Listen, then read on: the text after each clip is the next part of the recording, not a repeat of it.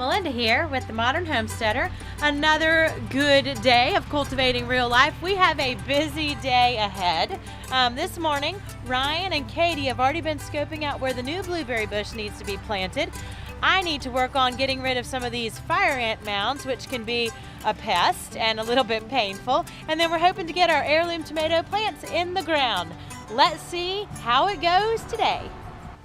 All right, so I have caught up with Ryan and Katie. What have you all been doing? Well, we've been choosing out a spot that we think you would like for the blueberry bush. Okay, cool. Before we check into that, wow, let's take a look, guys. Yeah. This is looking so good. Do you know what this flower means, Katie? Nope. It means that this is gonna be a berry very soon. Look at here, look at these thorns. Do you see those prickly thorns? Mm-hmm. You wanna barely touch one? They hurt. Those thorns are to keep squirrels and other animals from eating our berries. Let's check out our blueberry spot. What have you decided, Ryan? Well, I think this one would follow the pattern we've always made by making the square and then shifting it. So if we follow the pattern, we put it right there. All right, and gosh, this guy, he's not even waiting to get in the ground. He's already got some berries on him. Okay, that looks good to me. So you've already got your shovel. I think this is good. Maybe shift it this way just a touch, about right here. Okay. And he's good. Get it started, Ryan. Every piece of land has its own pests and challenges, and for us it seems to be fire ants. They hurt, they are a nuisance when you go, if they're in your garden, when you go to pick, they sting you. Lavender oil is a quick cure, but it still isn't fun to get bitten in the first place or stung in the first place. One way we treat them is with a cool mineral called DE Earth. This one is food grade. You can get them. We get ours at Tractor Supply. You can get it around. But when it's supposed to be sunny for a couple of days, you can sprinkle this on top of the mounds. It is made of tiny particles which are almost glass-like in their structure, and they can cut the exoskeleton of the ants, and it ends up killing them. They can take it to the queen and kill her as well. You can also we put some in our chicken coop to kill any pests that might be bothering the chickens. We actually use DE Earth to rub on our cat. We just put it on her body. We don't get it in her face. She doesn't need to breathe in the particles. We just rub it on her body, and then any kind of skin thing that may be irritating her is good as well. So I'm going to put some DE Earth on a fire ant mound. Why don't you come along and check it out? Here's a pretty good active fire ant mound. One of the things that you have to be careful with DE Earth is that you really don't want to breathe in the dust from it. So I'm not going to put my head right down here. I'm going to shake it and move on. You just shake it on the top, and then it hopefully in a few days we'll notice that this fire ant mound is no longer active. Let's see. Let's give it a try.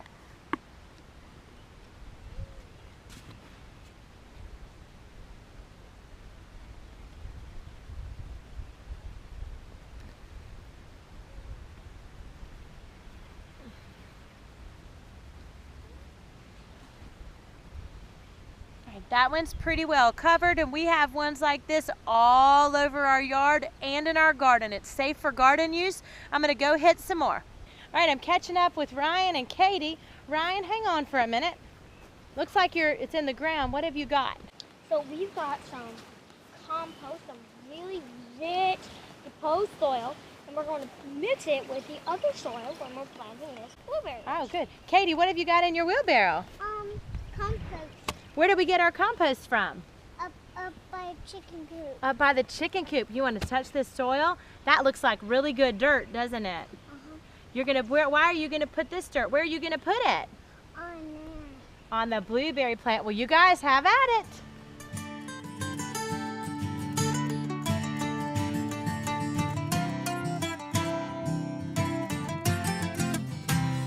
Looks like we got another blueberry in the ground, and it's already got berries. Hopefully it'll produce a little bit. I'm gonna go back up, check on Elliot and the watering, and get to work on the tomato plants.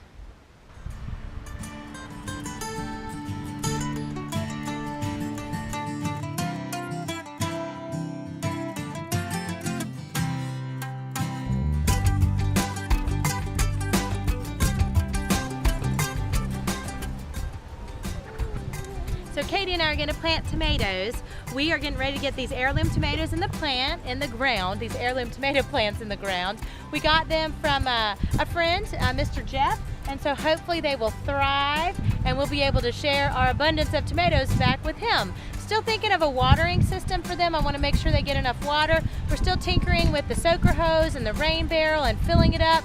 So we'll talk about that in the future. For now, I'm getting them in the ground with mulch, and that's what we need.